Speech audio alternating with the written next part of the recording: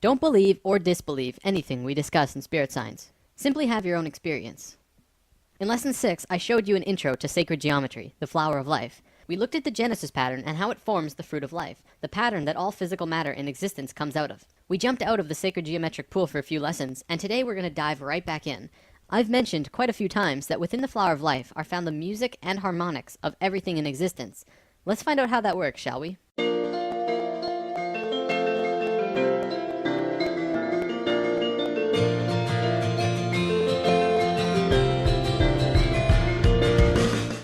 First, I want to show you phi and Fibonacci. It's important to understand for what we're going to talk about. I'll show you what you need to know to continue, and if you want to learn more in depth about these sequences, I will provide sources in the comments.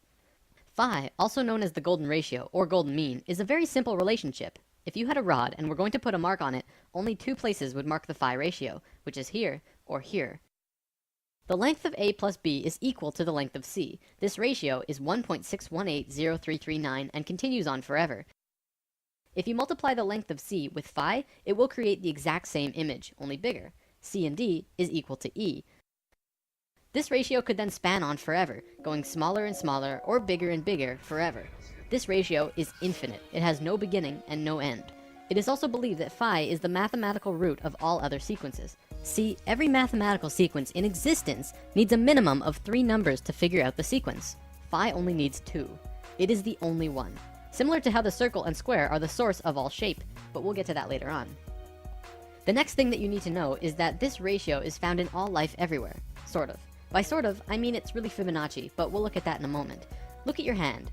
Not only does each finger have its own ratio moving up each finger, which is phi to the next bone, but it oscillates back and forth from the tallest finger to the thumb. You wonder why the human hand is like that? It's based on phi.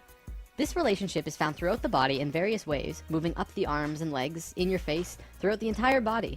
This is a Greek statue that accurately represents this. The Greeks were very precise when they made their art, because they understood phi, Fibonacci, and the importance of these sequences. When the Romans took over Greece, you could see the perfection in statues just completely disappear. I'm not saying the Romans were bad artists, they just didn't measure everything to the same caliber that the Greeks did. Here is the phi ratio in butterflies. You can see this ratio everywhere, from the wing size to the body to the antennas. They're all phi ratios. Here's dragonflies. It's the same story. Phi runs along the entire body and the relation to the body and the wings. Here it is in frogs. Phi is found throughout the body in relation to the head, to the arms, to the fingers, and so on. Well, what about fish? You'd think they wouldn't be found in fish. Well, here's 3 kinds of fish. Once again, the ratios are consistent. It doesn't just apply to these creatures though. Regardless of what mammal, insect, avian, plant, or living creature of any kind, you will find this ratio one way or another. There's a reason for this, but we'll get to that in a moment. Let me show you the importance we used to place on this golden ratio. In ancient times, we built many structures based on phi because we understood divine proportion. This is the pagoda of Yakushiji Temple in Japan. It's built with these same mathematics, from the doorway to the ball on top of the temple. It is a structural embodiment of the proportions that all life holds. The Parthenon in Greece also has the exact same mathematical structure, but even more. I recommend watching Nova's Secrets of the Parthenon if you wish to learn more about this, because the stuff that they find is really cool. The Great Pyramid in Giza also has these proportions. They're incredibly precise, perfect in every way. You'd think that by building these structures using the logical and mathematical proportions so carefully, that they would hinder the creativity behind these buildings, but they really don't. In fact, the left brain understanding all of this can even enhance creativity if used correctly. It makes me wonder about all of the world-famous buildings of the modern world. Could phi be a large factor in what makes them stand out? Let's move on to our next sequence, which is called Fibonacci. Now, the Fibonacci sequence is life's way of creating the golden mean. Allow me to explain. This sequence is continually made from adding the previous number to the current. 1 and 1 is 2. 2 and 1 is 3. 3 and 2 is 5. 5 and 3 is 8. You can see how it continues. Now, what most people don't know about Fibonacci is that it actually continually strives closer and closer to the phi ratio. By dividing the current number into the last, you can see this happening. 1 into 1 is 1. Well, that's not close at all. 2 into 1 is 2. This time it's over phi, but closer. 3 into 2 is 1.5, which is under, but closer still. 5 into 3 is 1.666. This time it's over, but even closer. Continuing with that, it's 1.6, and then 1.625, 1.615384, 1.619048, and so on. It continually oscillates over and under the phi ratio, never quite making it there, but continuing on closer and closer every time, until eventually you can't even tell the difference. Because phi is an infinite number, this sequence will go on forever.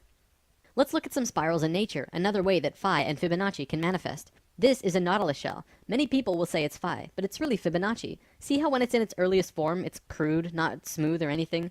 One look and you can tell that's not phi. But as it goes out farther and farther, it gets closer and closer to phi. It becomes a nearly perfect phi spiral by the time it's all the way out here. This also happens with sunflowers, pine cones, and many plants in nature.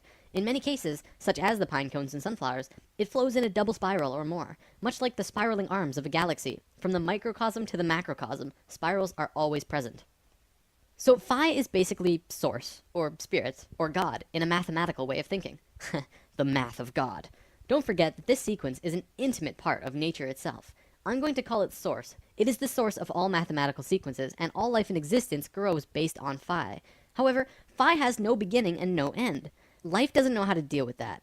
It's like source says, go and replicate this, and life says, we don't know how. Because life doesn't know how to create from something that has no beginning. So it creates the Fibonacci sequence instead, which has a beginning, but starts out crude, very basic, and then continually goes closer and closer to source, becoming more divine every step. It does take steps too, which actually has quite a bit to do with evolution. Let's move on for now though. The only other sequence you need to know for this is binary sequences. This is a sequence like 2, 4, 8, 16, 32. We're just doubling the last number instead of adding it to the previous one. We're all very familiar with this. Binary sequences are found in life as well. For example, mitotic cell divisions are binary. We go from being a single cell being to having over 100 trillion cells in only 46 divisions. Binary sequences are also how computers work, by turning on and off chips. Computing at its core anyways is binary. Okay, let's move on to something different for now, but what we just looked at will reveal itself in time. This is how a polar graph usually looks, with 36 radial lines in 10-degree increments representing the 360 degrees. Then, concentric circles are drawn, each with the same distance away as the last, creating 8 equal demarcations as the one before, counting the inside circle as 1. Think about what this represents too. It's a two-dimensional drawing of a three-dimensional sphere, one of the sacred forms, by projecting it onto a flat surface. This is also called a shadow form, and casting shadows is a sacred way to obtain information. Also, a polar graph has both straight, male lines, and circular, female lines, both male and female energies interacting at once. If you plot a golden mean spiral at 0 degrees on the polar graph, it will loop all the way around before hitting 0 again, exactly at the 8th circle. You'll find that this golden mean line crosses 5 specific places as it goes out. These places are where the female circular lines meet the male lines. It crosses at 120 degrees, 190 degrees, 240 degrees, 280 degrees, and then it jumps to 360, or back at 0, depending on how you look at it. What's interesting about this is that it creates both a binary and Fibonacci sequence. Looking at the radial increments from the center, it crosses at 1, 2, 3, 5, and 8. Well, that's Fibonacci, but it also crosses at 2, 4, and 8. Well, that's a binary sequence. We're going to look at the binary sequence in particular though, because what you find is very cool. If you draw lines from the outermost circles on the lines where the binary sequence was formed, you get this image. It is an equilateral triangle. If you continue the spiral outward, it would continue to hit these exact same places and continue to form larger equilateral triangles. Let's divert yet again to look at something very interesting. There was a man named Keith Critchlow who discovered something very important to understanding the geometry of music. First, he drew a straight line through an equilateral triangle, and then he measured from the middle of the center line and drew a straight line up to the top edge and back down to the bottom corner. Then he did the same, but passed through the center line of the top and back down again. He did this yet again on the other side. You can keep doing this on either side as well. By drawing this funny little form, he discovered something of great importance. He writes, continuing in this way, each successive proportion will be the harmonic mean between the previous proportion and the total length, and all of these proportions will be musically significant. 1/2 being the octave, 2/3 being the fifth, 4/5 being the major third, 8/9 being the major tone or step, and 16/17 being the half tone or step. In other words, he discovered the geometries of music, or at least one aspect of them. Then he tried measuring it in a different way, starting at a different point of the center line. At 3/4, he found the measurements were 1/7, 1/4, 2/5, 4/7, 8/11, and 16/19. All of these numbers are musically significant. This is very interesting. It means that the harmonics of music are somehow related to the proportions of the central line moving through a tetrahedron. Back to the polar graph, you can see that this drawing has a much greater value all of a sudden.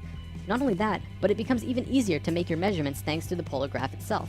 You can just draw a straight line through the drawing on the graph, and it will give you the center line. This information has been taken light years beyond what I just showed you though. A research team found that you can draw these lines not only from the center, but from any nodal points inside the upper half of the triangle, and you'll come up with all known harmonics in existence. Basically, this means that anywhere the straight line and curved lines on the polar graph cross from 0 to 120 degrees and start making the pattern, you will come up with all known harmonic systems. Not only the Western keyboard, but the Eastern, and even many unknown systems that have never been used. As I'm not a musician, there's not much more I can show you related to this, but I would love to see what a musician could really do with this knowledge. How far could you take this? Alright, I'm running low on time here, so I'll wrap up with this unraveling. Remember when we talked about spirals in nature? They often travel in twos. Usually this is male and female. So on this polar graph, if you're going to copy nature, you don't just plot one spiral, you have to plot two. When you do that, it gives you this image, which is a star tetrahedron inside of a sphere. We mentioned this in lesson 7, and this image is more commonly known as the Star of David. Do you remember the face on Mars? NASA obviously tells us that it's just a random formation on the surface of the planet. But right next to the face, there are also a few pyramids and other anthropomorphic structures. I know what you're thinking. Why on earth would I bring that up all of a sudden? Well, Richard Hoagland and his colleagues have spent a long time researching and deciphering a message on the surface of the red planet. Want to know what that message was? It was a star tetrahedron inscribed in a sphere.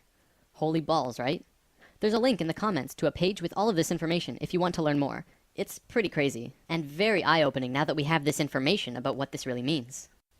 Inside the star tetrahedron, another one fits perfectly. We can continue to put more and more star tetrahedrons inside or outside of the other star tetrahedrons, the same way the golden mean spiral can wrap around the polar graph infinitely big or infinitely small.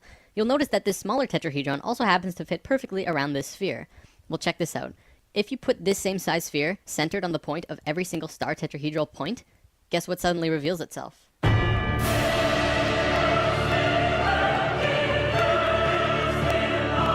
Fruit of life. It's back. According to the Egyptians, as well as the Ascended Masters, this is one of the holiest, most sacred forms in existence. Of course, we already learned one of its informational systems in lesson 6, and what you just saw was the second, only in reverse order. What this means is that all of the information of music, harmonics, sound, and spirals come out of this image. Not only that, but light and the dimensional levels work in the same way as harmonics, which we've already discussed in lesson 2, 7, and 9. Meaning that the geometric information about light and dimensions are also related to this star tetrahedron pattern. So just briefly looking at this image that we looked at in lesson 7, this is the fourth unraveling of the flower of life. It is an infinite spectrum of never-ending fruits of life within more fruits of life. This is the unraveling of dimensions, so it makes a little more sense now, but I won't have time to show you anything more today. So what you just saw was the second unraveling from the third rotational pattern of Genesis, the geometry at the heart of creation.